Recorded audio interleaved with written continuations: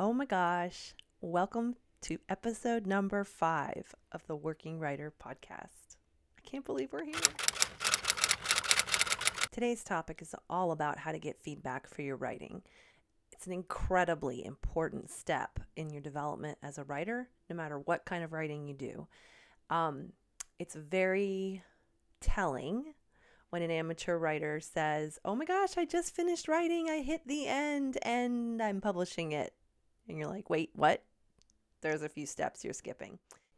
That being said, there are many different ways to get feedback, and there are many different kinds of feedback that you would be looking for as you refine your piece and as you develop your skills as a writer. The book, Get Feedback for Your Writing, is on Amazon. It covers everything that we couldn't cover in this episode. This interview with Jamie Morris, my writing coach, focuses a lot on the different kinds of coaches available, what you should look for in a coach, what to know your coach will do and will not do.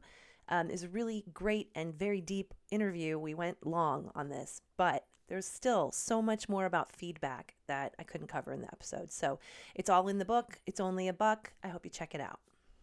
As a reminder, every episode does have its own ebook. So there are 5 episodes of the podcast so far, and there are 5 ebooks on Amazon.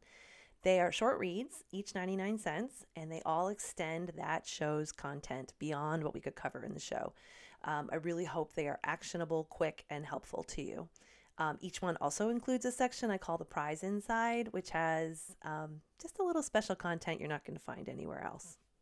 So also something that I do in every episode is give away a book. If you've engaged with the podcast in any way, either liking a post on Instagram, commenting, subscribing to the YouTube channel, or on Anchor, any of the places where you can listen to podcasts, those are the names that I choose from for the giveaway. Usually I give away the book that I read in the previous episode. I'm not going to do that this time because this is an episode that includes an interview with my co-author and writing coach, Jamie Morris. We wrote this with Joyce Sweeney. It's called Plotting Your Novel with the Plot Clock. It is jam-packed with good information on how to time the events and the emotional development of your characters in your story. I also found it really helpful for writing narrative nonfiction. It's illustrated by Tamara Sharkey. She did the cover illustration, and she did chapter illustrations. Which you can, I think, let's see, we get to one. There we go. Isn't that beautiful? I mean, people on the podcast can't hear, but YouTube can see. And her husband did the cover design, and it was a very fun process from start to finish. And I'm excited to give a copy away. Learning the plot clock made me a much better writer, and getting to work on this book has been an honor. So that's why I'm announcing this one as this week's giveaway. I'll announce the winner at the end after the interview. Before I get into the interview with Jamie, I just want to spend a couple minutes talking a little bit about how important feedback, and especially quality feedback, has been to me in the development of my own writing career, and why I feel so strongly about it for all writers. It's lonely business, doing this thing that we do alone, often in our heads and then out onto the page, and it's really vulnerable to share your work with others. I hit a point in my own process where I had been spending, I was devoting hours and hours and hours a week to my first novel, which ended up being a piece I needed to shelve and not take out for a while.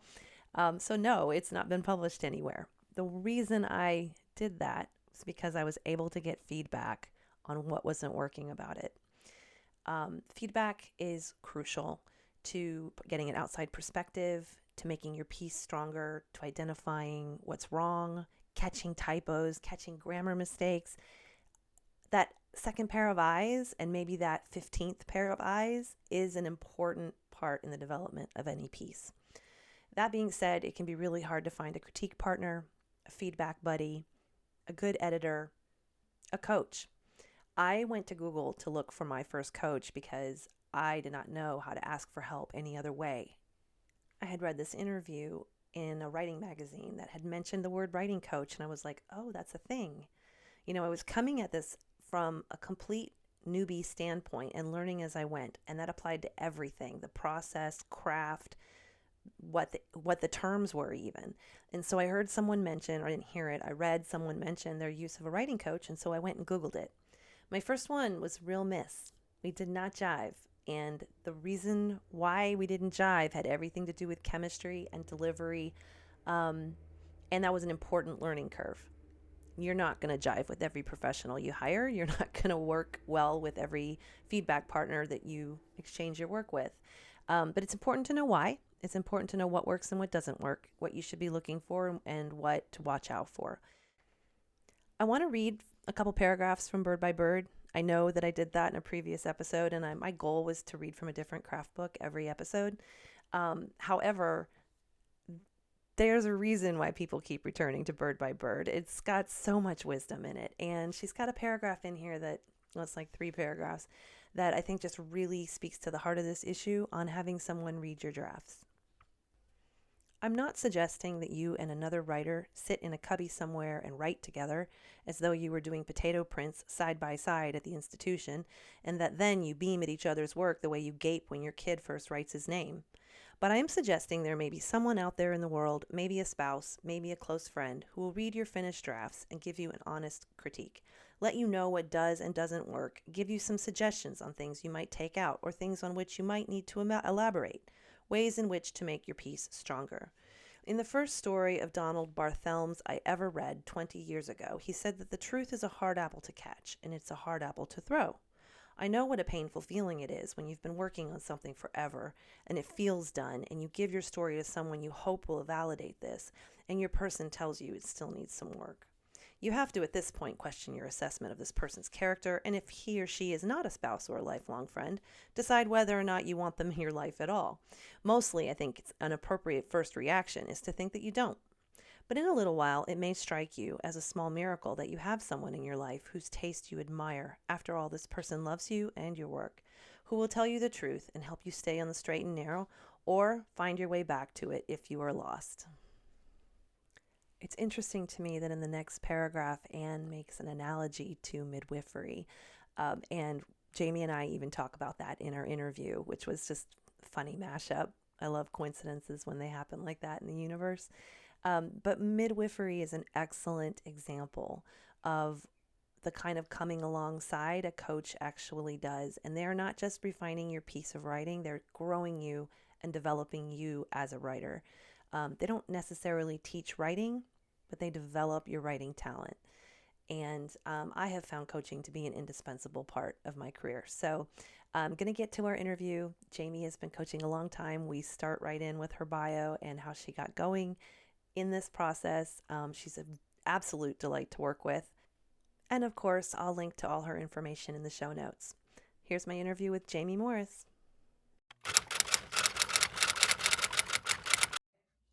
I'm ready where you let's are. start with how long you've been a coach and why you're a coach, and basic bio stuff. I started leading writing workshops in 2004, January of 2004. And I was trained in a method called Amherst Writers and Artists method, and I loved it, and it was really useful. And I loved leading the workshops. And what I found over the course of a few years of leading workshops was that I was more interested in supporting writers who had longer projects, bigger projects, because the writing workshop format was a prompt writing format. So you'd come in, I would give prompts, I might give a little craft lecture at the beginning, but mostly it was prompt based, and people would write to the prompts, they'd read, we'd give each other feedback, and we would repeat. And that was what we did. At the end of each workshop, if people were working on something, they may have handed out, designated writers would have handed out pages the week before, and then we would give them feedback. And what I found was increasingly interested in that portion of the workshop and working with people on longer projects, whether it was a short story collection or a personal essay collection or novel or memoir. And what I also noticed was it didn't matter to me how skilled or experienced a writer was. I was as happy to work with a brand new writer on a longer project as I was a more experienced writer. And I just started to steer my boat in that direction and started to offer one-on-one coaching sessions. And after a few, well, after 5 years, I was entirely doing writing coaching. So 11 years. Wow. Okay. That was the answer to that question. So one of the things that's interesting to me now, or no, it was interesting then when I first started working with you, which I found you through Google search, that it's not surprising to me now, is how many absolutely successful established writers still work with coaches.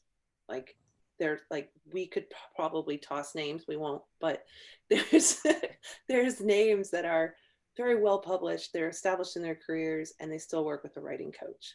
So talk a little bit about that and why a coach is still like an important part of your team, a writer's team. I think with well-established writers, sometimes like anybody doing anything, we can get a little stale and tired. And a coach can definitely help with that. I think a coach should be skillful in their ability to motivate a writer. Probably any coach should be skillful in their ability to motivate any person that they're coaching, in this case, writers.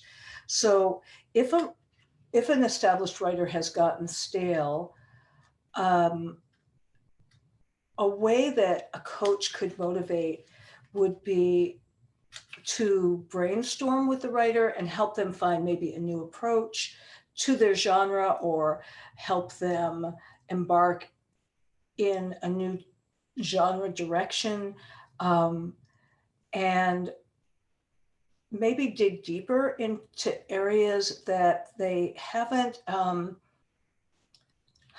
just thinking, like, say, a romance writer. Maybe maybe a person who's been a romance writer, romances follow really strict guidelines. Maybe they're getting a little burned out on that format, and a coach might be a good support person in helping them develop into a still romantic kind of a book, but one that's more women's fiction, say, so that it moves out of the strict guidelines of that genre and shifts them into a different genre that's still related. Or they might want to write romantic suspense. So that's very sort of product oriented. A product oriented reason that an established writer might want to work with a coach. I say like I have something else to say, but I think I'm going to wait for you to ask another question. Well, I mean, it makes me think of when I hired you. It was a huge step working with a coach. I had tried a coach before and didn't click, and so got frustrated and scared off from it. And then tried again because I hadn't finished any writing projects. My big issue was like, I have all these great story starts and I can't seem to get to the next place. And will you please help me finish? And that was in 2017. And since then, we've co-authored a book together, and I have a completed manuscript that I'm shopping now. So mission. Yay, you. Oh, and I have those other story starts are like 90% of the way ready to sit down and write, just time permitting. I mean, Wallace and Etta have really good traction, and I never told you this, but when I worked on them again this summer, they have a whole prequel that's completely mapped out and outlined. So it's like you've taught me how to. First, you started with structure, and we got right. Like, you identified where in my development I was really lacking, which isn't in ideas, and it isn't in drive and time. And it's also not in your writing's exquisite. So your style, your voice, your character development, all of that is exquisite. And so, yeah, absolutely. And so you came with that, and it was just a matter of learning to look at the plot or arc of your story and figure out what's missing and how to address those deficiencies Yeah. just in story structure, not in anything else. I didn't know anything about plot timing, plot structure, character arcs, and I was daunted at the unwieldy size of long form writing because it's just hard to organize and to know what's going on. And you very gently but very intelligently took me through all the steps of that, and it clicked. So let's talk a little bit about the plot clock, because that's where you sat me down, like we literally sat down at a table in a bookstore for hours, and you taught me how to plot a book out. And I love it so much. You know, I love it so much. But Yeah. Talk a little bit about the plot clock. And I should say we co-authored that with Joyce Sweeney. And it's a book on Amazon today.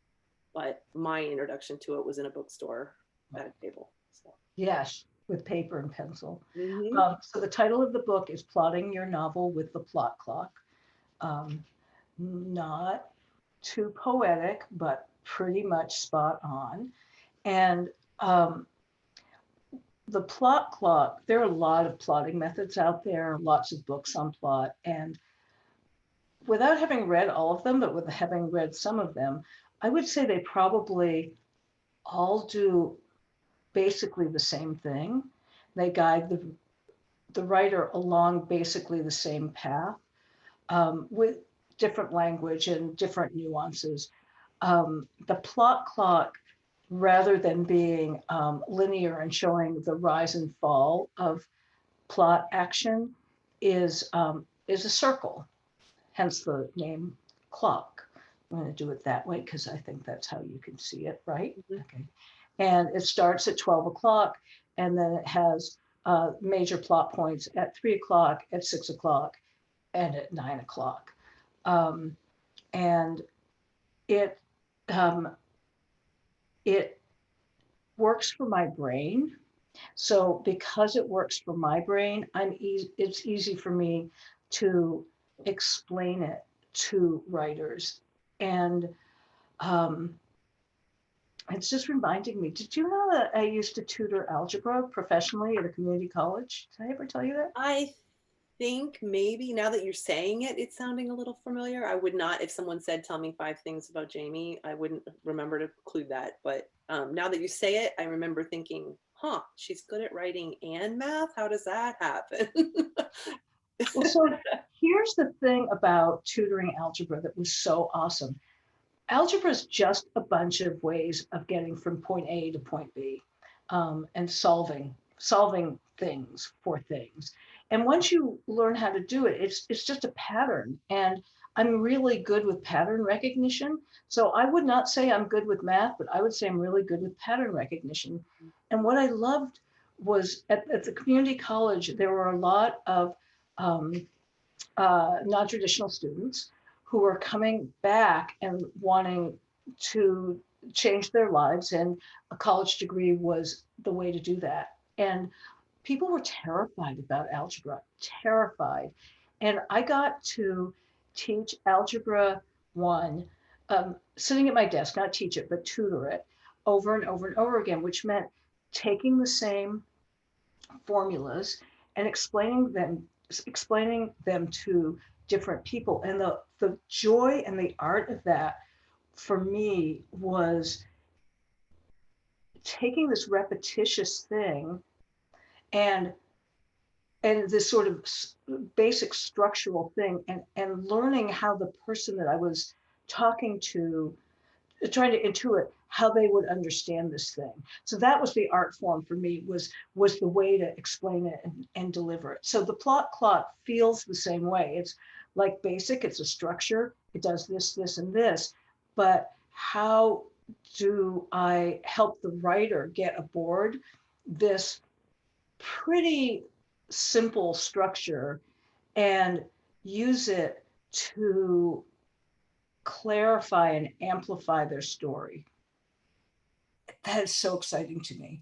And there are a lot of intricacies with the plot clock itself, but there are way more intricacies when you start laying somebody's story around any plotting method, and you start asking questions like, if you need to have this plot point, say a low point, how does the character get there? What does that mean to that particular character?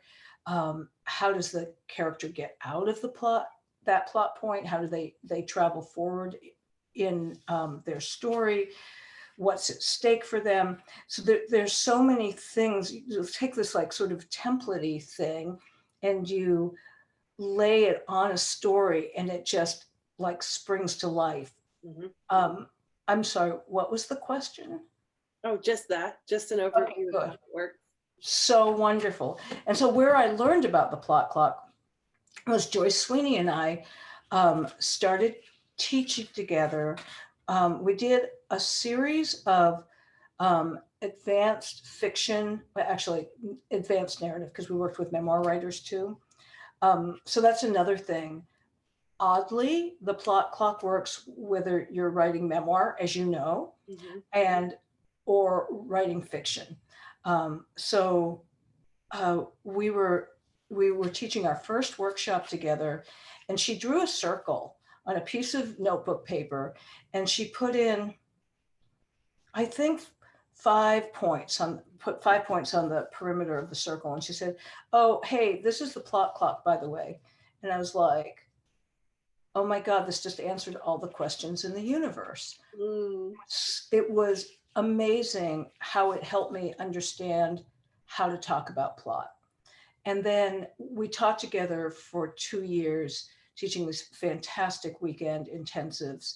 And we worked really closely together to develop what was super simple into something that had more depth and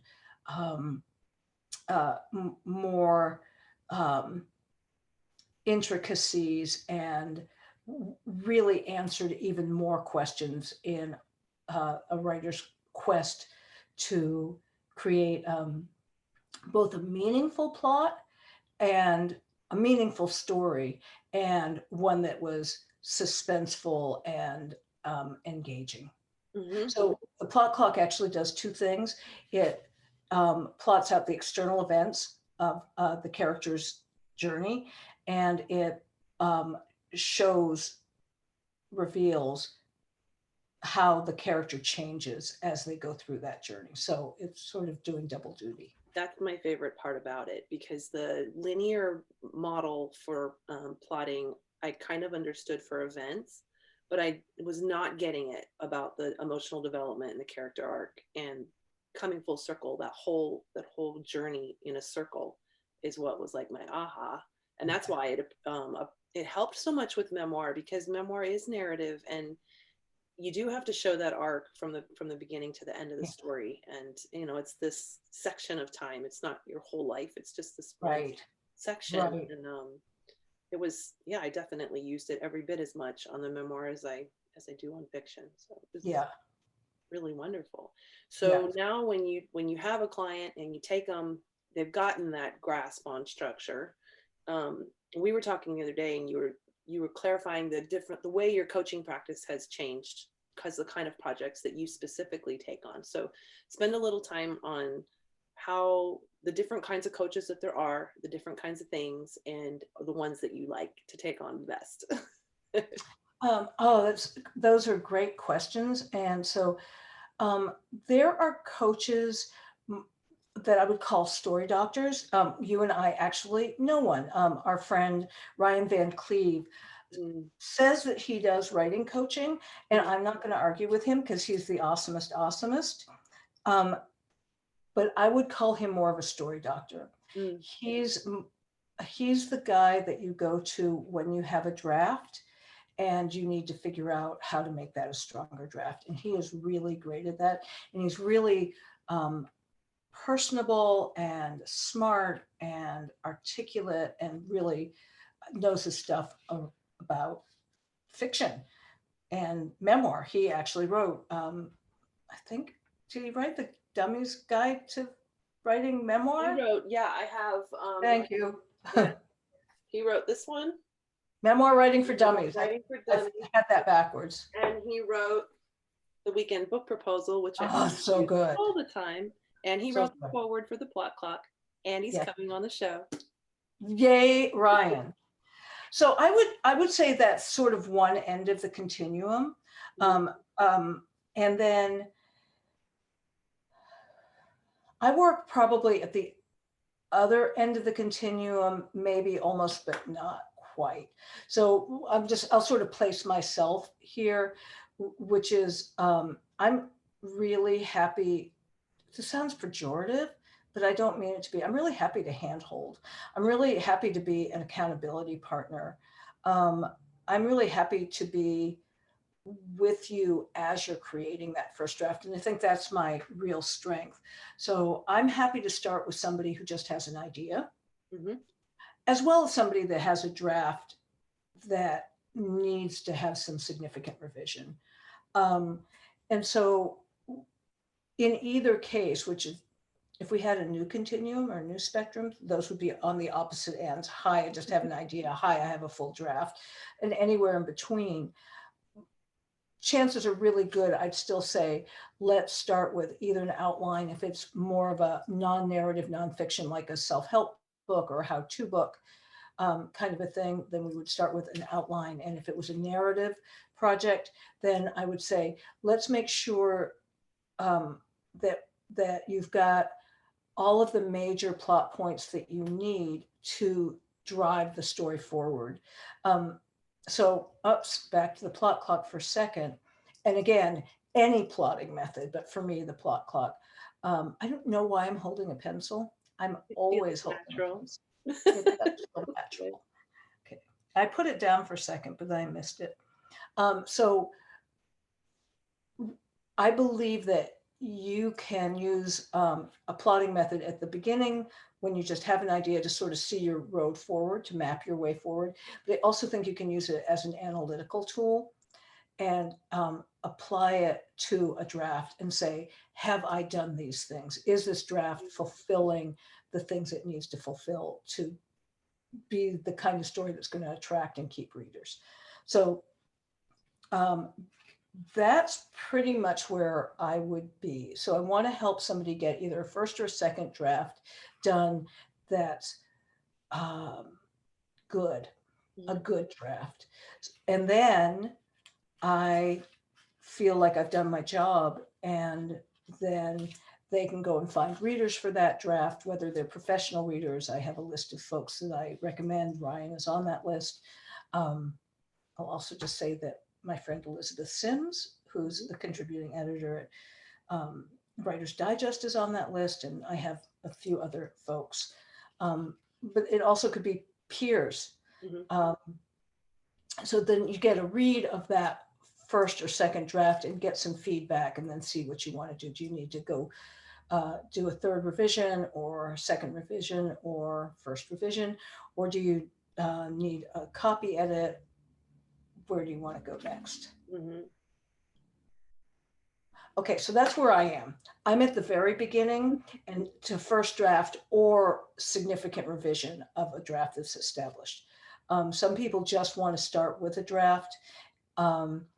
Along the process, like I said, hand-holding, accountability partner, reading all the way away, along the way, whereas somebody more on the book doctoring end might read less frequently as you're revising. They might give you that feedback and then want to see either another full draft, or if they're breaking it into acts, they might want to see your first act and then your second act, etc., and talk about it that way. I'm trying to think of what other kinds of coaches there are. I also have clients who really just want to write. I don't have so many of them, but they're really new to writing at all. And we do prompt writing together and exercises, or they work on poetry, which is not my strong point, but that's a thing that can be fun to work on. At a certain point, I would recommend that they go to someone else, but for a new writer, that can be great. Try to think, what other kind of writing coaches do you think there are? I think those are the only two that really come to mind, because you cover two of those hats, the accountability portion and the teaching portion, along with almost a developmental editor. Yeah. You're pretty much looking at the whole beast Yeah. and identifying problem areas for revision. I think the thing that separates maybe a book doctor from a developmental editor, from somebody who's strictly a developmental editor, so someone who's going to still call themselves a writing coach, even if they're starting at that end, is I think that they're going to be willing to work with you through your revision in one way or another. Mm. So, like I said, either act by act or maybe chapter by chapter.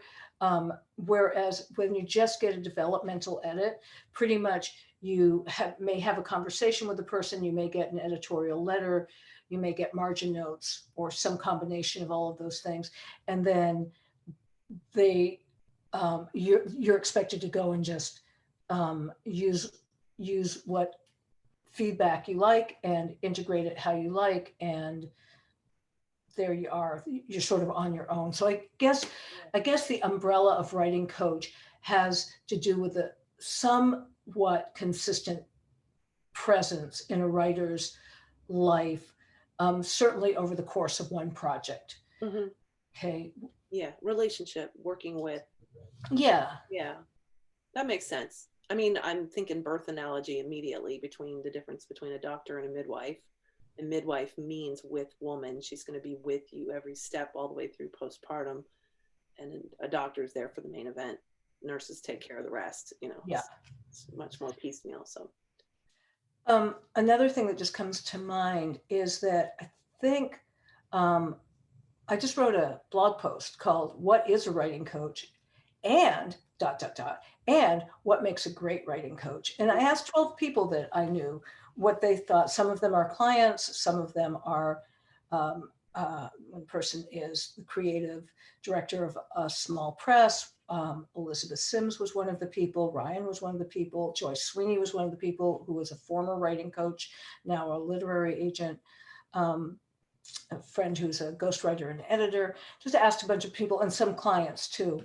And I asked them what they thought made a great writing coach. And they shared some ideas, and it was really lovely and enlightening. And one of the things that I thought after reading that is that a writing coach needs to be really resourceful. So not a person who necessarily knows every single thing themselves, but who knows people that do know those things and has good working relationships in a wider network, and is happy and generous with creating relationships between their client and the next or other people that they need to move their project forward in a healthy and supported way. I think that's important. Yeah. Yeah. Yeah. One of the things I was hoping when I came to work with you, and it's definitely happened, was that you'd kind of guide me into the world, like help me develop as a writer, as a professional, put me in contact with people I need, resources that we can trust, because you're taking a stab in the dark, without that. You don't. Yeah. And most beginning writers don't have, like, it's a hobby for them still. They don't have any income. They're really devoting to that. So every little decision is heavy. And, and you have done that. It's been, you made my world bigger. You made my writing world bigger. And it's really beautiful. And I'm just so grateful on the regular. It was, those days where you can like look back and you can remember every detail. And you called me back so fast. It was so receptive, and you were really to the point of, we need to find out quickly if we're going to work together well. And we did. We were on the phone for like an hour, I guess. And oh my God, I remember that. I was so excited, and I'm still excited. Yes. How many years later? Is it 3 years later? Yeah, well, it was 2017. Yeah. God. So pretty much. I mean, I'm still excited to talk to you. It's wonderful, and it's just one of the things I want to share with other writers. Like, quit trying to do this on your own. There are professionals. Yeah. And actually, when you look at bookmaking, there are so many professionals for every single step of the way. Yes. I think there's like monolithic idea that it's, you're just going to write this document and then you're going to put it in this publishing format and you're going to throw it up online. and there's actually like 50 bajillion steps in between, and every single one of them is someone with a hat that can help you do it better. You know, Yeah. there's more than one kind of editor, there's more than one kind of coach, there's people to help you if you get stuck and can't find your way out of the weeds. You don't have to give up on the project. There's help. This brings to mind another point. Mm-hmm. I want to say what I think maybe writing coaches don't do. Mm-hmm. Yes. I might be wrong, because there might be somebody who absolutely happily does this. But sometimes if writers haven't had, this is not always the case. Sometimes there are more effective, cost effective, and also just creatively effective ways to learn some parts of your craft than with a writing coach. For myself, I have found that being like, I don't teach writing. So I teach a lot about writing. I really teach a lot about plot and structure, any kind of story structure. I do teach that. But I tend to be explaining that to people that, going back to the algebra analogy, I was tutoring people who had already had beginning algebra, or at least arithmetic classes. So they could add, they could subtract, multiply, and they could probably say 1 + 1 = X. What is X? They could probably solve for X, which is not the easiest thing in the world. It's an odd concept. So I find for myself as a coach that I'm more effective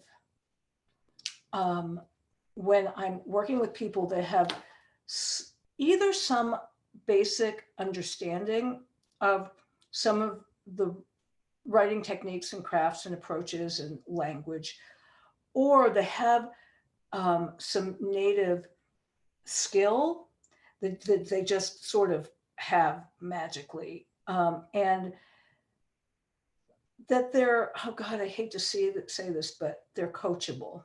And no, that's got to be true. Yeah. If not that I'm always right, because I'm like not always right. I'm like maybe right 50% of the time, but we have to at least try my ideas and my approaches. I had a potential client come to me. It was lovely. We had a wonderful conversation, and he was writing his first book in a particular fiction genre, very tight little genre, and he did not read fiction at all. He read nonfiction widely, but not fiction, and certainly then, of course, not this kind of fiction. And so I said, and we had such a nice conversation, and we were really hitting it off, and he wanted to hire me. And I said, that's great. I didn't have any room on my calendar until next year, the beginning of next year. I said, so between now and then, here are some things you could do to get ready for our work together. And I really liked his idea too, by the way. I thought it was a great idea, really fun, really fresh. And I said, the books in his genre are typically very short. And I said, why don't you read the Westerns, like the little Westerns, right? I said, why don't you read, they won't take you very long. Why don't you read half a dozen of these before we meet? Because that will give us some common ground, because he'd never taken a writing class, had, it was just not familiar with what it was that he was trying to do. And he was so lovely and genuine, and not pushing back. He said, look, I'm just not going to do that. So let me not pretend I'm going to do that.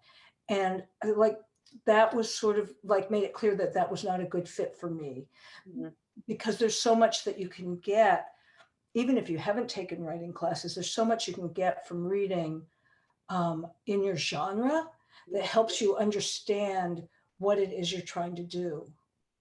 Oh, good. Can I say something else? Yes, you can. I know, I knew you were going to let me.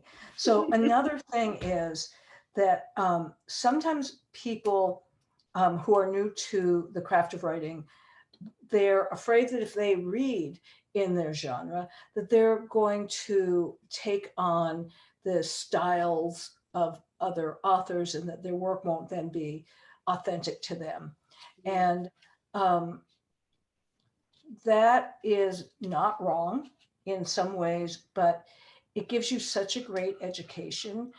And it's, I feel incredibly important to look at what people are doing in your genre, what's getting published now within the last 5 years at the most, um, and understand sort of the rhythms of the genre or um, literary category that you're wanting to work in. Because if you want to be published, there are standards that you have to live up to. And if you don't have an MFA and you, you know, you haven't been studying, this is, it's almost free. I mean, can we still go to the library? Not really, Well, but you can check out, there's a lot online. great. It's spooky. I was reading about this just an hour ago. I was reading about writing to market, fiction that writes to a market and within a genre. And that was the advice: pick 50 authors, read their stuff, get to know the rhythm of that genre. And not only do you need it from the beginning when you're writing, but you need it later when you're trying to pitch it. Because if you're too much of an outlier, nobody's going to know what to do with you. Even if you're an indie author, your readers want to know what to expect because they read within their genre. That's what they're looking for. So it's kind of spooky. I got goosebumps when you started talking about it. It's like, I read that. Yeah. And it's just, I heard a story. Who knows if it was true or not, but I heard this about 10 years ago. It was in a workshop, in a writing workshop I was leading. And whoever it was writing a middle grade novel. And they said that they had read about a woman who had never written middle grade before, at any rate. I don't know how far to push this story. It was just that she'd never read a book before. No, she'd never read middle grade. And she was determined to get published. And she got 200 recently published middle grade novels, read all of them closely, you know, highlighted them, marked them, sticky markered them, sticky post-it noted them, did all the things, and learned what was selling in her genre. And she got her first book published by Scholastic. That's the story. Wow. I don't know the name of the author. I don't know if it's true, but it sounds right to me, and it's good enough anyway. Even if it's That's just right. It sounds like I you love it. engineered how to make that work. And that's a lot of work. That's not taking the easy way out. When you're studying 200 books, Yeah, that's hard. yeah. Was there something else that feels like we dropped the ball on it?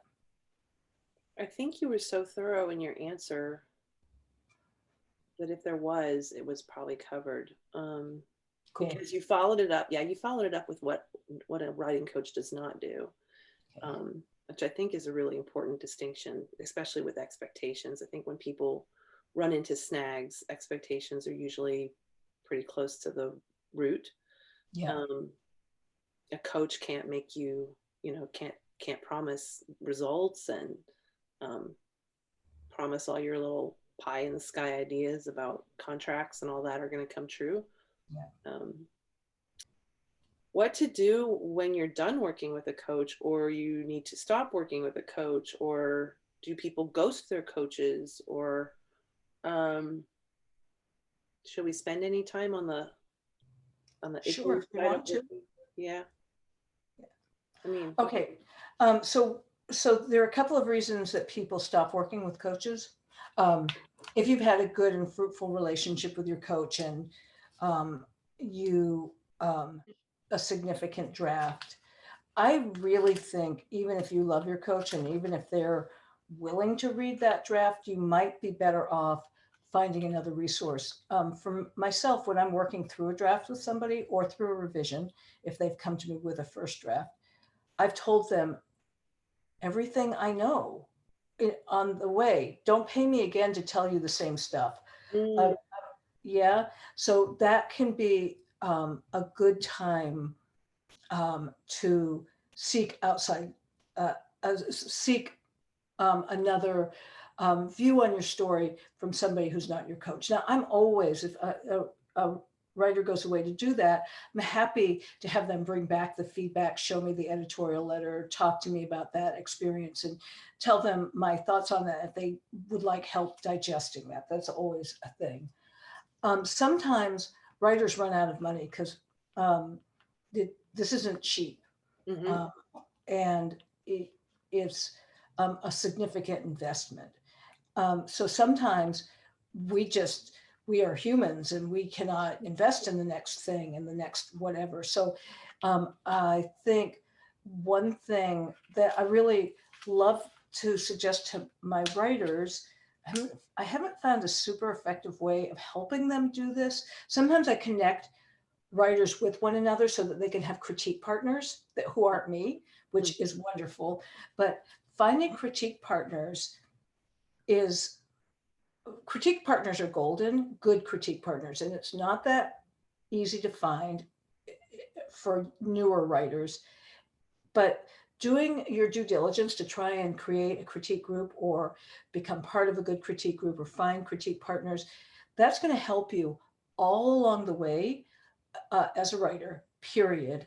And certainly, if you financially can't afford to work with your coach after a certain point, then hey, you've got these other folks and you've got a network set up to help you keep moving forward. And a good critique group, they will have other resources for you, you know? Um, so there's that. And then um, sometimes sometimes a writer will just do the outline and they can just go away and work on that. They can just, that's good for them. And that was all they needed. So they go and they develop that outline into that plot clock into a full draft and then do as they will with it. Um, so that's one instance. And so you ask if writers ghost coaches. They do. And that's really hard for me. I'm a super communicator. And really hard for me if somebody disappears. And I'm likely to call you and say, hey, what's going on? And how can I help? And is there a problem? hmm And um, sometimes what happens is that people realize that this is not really what they want to do. It's typically like it's more difficult than they thought it was going to be. Requires more serious work. I feel like the first time you write a book, if you do your job, it's going to sort of kill you in Yeah. some way. It's going Yeah. to kill some part of your ego. This is a big part of the whole reason why I'm doing the podcast in the first place is because I want to distinguish between that line, find that line between where this is a fun hobby that's romanticized and where this is serious, painful work. It's hard to write and it's hard to be a working writer and it's hard work. So if you're going into the process thinking, oh, I'm going to write and it's so romantic and here's my quill pen and I'm going to get a coach, and then you've just handed them a reality check of how much work they're going to have to do. I can see somebody not having not wanting to have that conversation and Yeah. talk about And it. I think people are creative basically. Mhm. And I, another thing, sort of just coming at this from a different angle, is that when people think about writing, they often think about books that they picked up off the shelf. And they think, look, this is a book. This, you start at the beginning, it sounds really good all the way through, and then there's an ending, and then it's on the shelf at Barnes and Noble or at Amazon, right? Mhm. And oh, so many things to talk about right here. One Mhm. of them is the drafting process. So newer writers are it's unlikely that they've heard about the drafting process, that they understand that you write badly first, that you do a zero draft or an exploratory draft, that you're just trying to find your way, that things might be like, in 1,000 different places, that you're definitely not writing from beginning to end, or you may start that way, but it just all falls apart and you know the ending, or you know this, but you don't know how your character got there. And that, like, that's just it. That's the process. I mean, Dick Francis, I think, just wrote books from beginning to end. He just sat down and he typed them. And I love his stuff. I'll just say, I'm a mystery writer. I love Dick Francis. I love horses. Okay. Don't judge me or judge me, whatever. No. Okay. But mostly it doesn't happen like that. And it certainly mostly doesn't happen like that on your first or second attempt, where you're still learning the kind of writer you are and what your process is. So understanding, if you don't understand that it's a messy process that goes through iterations, that can be really daunting. Yes. And also, whether you're writing a memoir, so it's about you, or whether you're writing a novel and it's deeply about a particular character, there's a deep dive into meaning and psychology and emotion and understanding that may be surprising. And staying the course of this big project, Right. may require everything that you've ever learned or developed. So it may just be more of a challenge than a person is expecting. And sometimes we just don't want to do a thing. We learn about the thing and we're like, oh, wait, no, that's a huge amount of time and energy. I'd really rather put that towards learning how to sculpt or Right. paint or start a cat rescue, all of which are awesome, fine things to do, So yeah, I feel that way about climbing a mountain, for instance. I don't want to spend any time learning how to do that. And if you thought at one point you might have wanted to, you might have gotten halfway up that mountain and gone like, yeah, no. Yeah, done. Yeah. Probably more likely to get there with my coach than without my coach, but yeah. But might also say, hey, I need help getting down.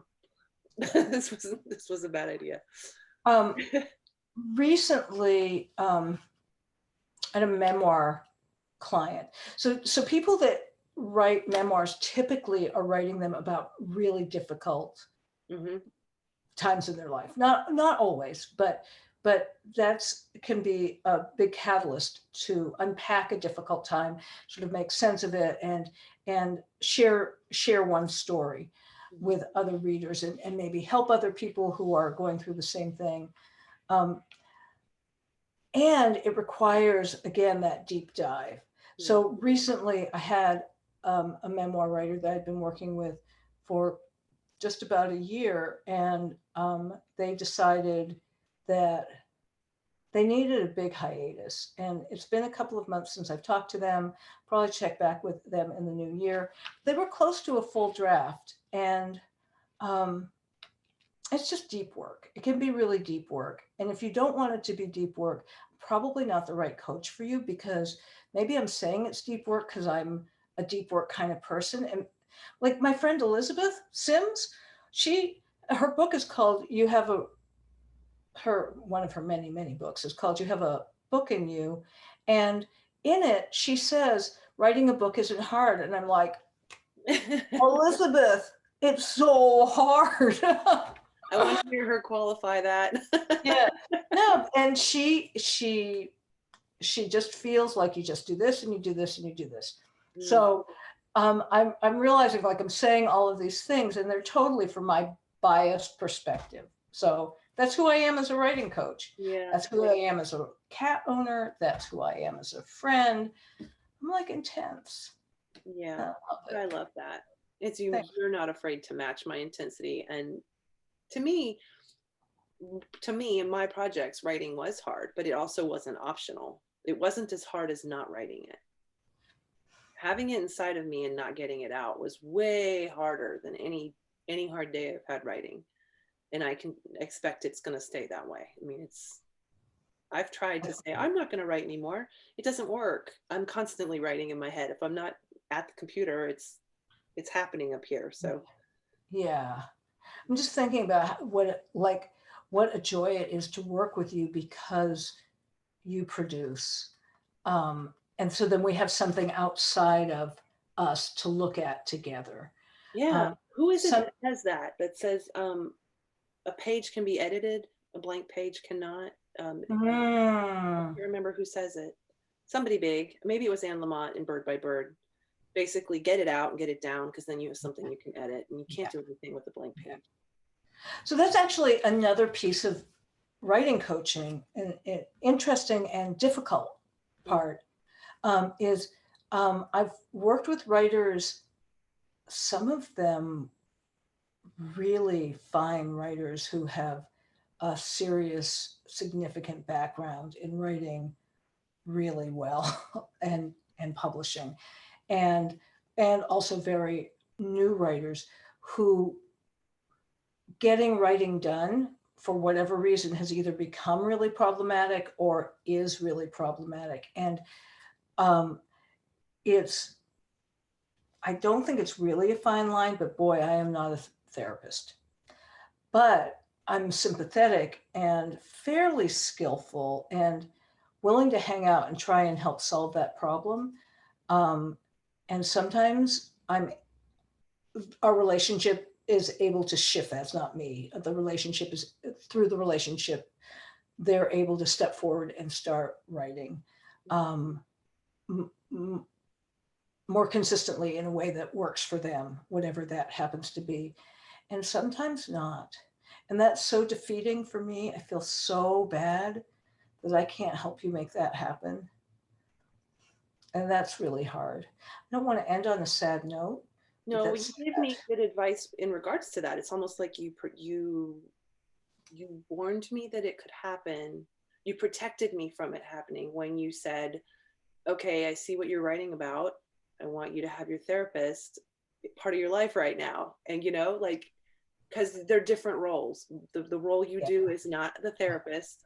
yeah, And when you're digging that kind of stuff up, you yeah. absolutely need your therapist. So it's good. It's just add the professionals to your little Yes, plan, that it yes, takes to birth a book, which I'm yes, learning is a village. yes.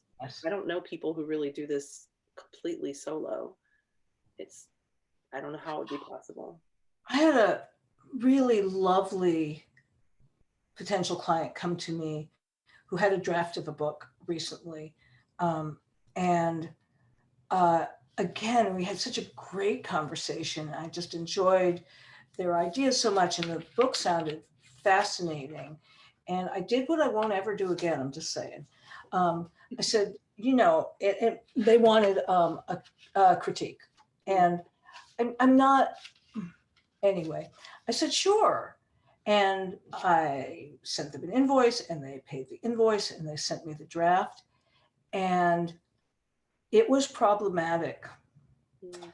in some of the basic craft things that uh, made me feel like, this I can't, this is not going to be the cost effective nor creatively effective way for you to learn this, is for me to try and tell it to you through this critique or manuscript review. And so we had another conversation, and I said, I see these things, these big issues. One of them was point of view, really not understanding what point of view is, and that's so important to understand, and not knowing how to use it. And I think we can work on some of that, but anyway, so I gave them a refund. And one of the things that they said that was really poignant to me, this was not a young writer, and it was a person who was very well read and widely read in their genre. Mm. And they said to me, you know, I've been wanting to do this for a long time, and I've been trying to do this for a long time. I've been working on this for a long time by myself. And they said, I thought I could do this myself. And I had recommended in the conversation where I said, I don't think this is the most effective use of your money. I said, why don't you, here's some online courses, here's some other resources, why don't you try some of these things and get some of these foundations underneath you so that you can do justice to your beautiful idea, or more justice, and be more prepared for a professional review. And that was so sweet and so heartbreaking and so vulnerable for that person to say. And some things I think we can do ourselves, and some things I think we can't. And maybe that's a coach's job too, is to sort of help you sort through that. Yeah. Yeah. Cause it's a forest. I mean, the metaphor of the forest and the trees, you're so close to it. Yeah. And like, I had a section of my book where I had messed up my point of view for about 3 pages. And it was the 9th draft. And I had been through it so many times, I just can't even see it. And then some beta reader said, by the way, 3 of these pages shifted point of view. And I was like, well, that's not helpful. I mean, to stay that way, I had to fix it. Right. Not helpful for the reader. Yeah. That's not good. But at least you know what point of view is, and when somebody says you've made a mistake, and you know how to fix it. I mean, it's not like you were like, right. What's point of view? Yeah. Because then you just need to be in a different place, and no shame on that. Just, Exactly. So I think a writing coach at the outset can help you know what's first. They can help you whether they think they're a good fit for you or not, depending upon their skill set and their interests. They can help you, I would hope, in an initial consultation, prioritize. What do you do first? And when I said I would not ever do that again, I won't contract for a full manuscript review with a writer that I don't know. I'll only do the first 50 pages. And because it's way less expensive and we can have a great conversation based on that. And then if we feel that it's valuable, we can go forward and do a full manuscript review, or we can back up and do writing coaching or I can offer other resources. But yeah, so I think that maybe is the very beginning of a writing coaching relationship, is helping the writer evaluate where they are and what's going to be most helpful to them next. Yeah, that's definitely what you did for me. And thank you. Oh, goodness. I hope you enjoyed that interview as much as I enjoyed having that conversation for the podcast. Jamie's awesome. Please check her out. She's got a great blog, too, if you're looking for some free advice and some free help. Her blog is amazing, and you can get it in a digest, if you just rather have that come to your email. It's voiceheartvision.com. I will link to all of that in the show notes. Okay, it's time to give away a copy of Plotting Your Novel with the Plot Clock. And the winner is Lisa Bush. She's Lisa Bush Writer on Instagram. Thank you so much for supporting the podcast and for engaging with the content. Can't wait to send you a copy, and I would love to hear what you think after you get it. All right, guys, that's a wrap on number 5. Thank you so much for listening. If you have a few minutes, please leave a review. That would make a huge impact. And subscribe on YouTube. I really want the specialized URL tag with my title in it. And I have to get to 100 subscribers on YouTube before that happens.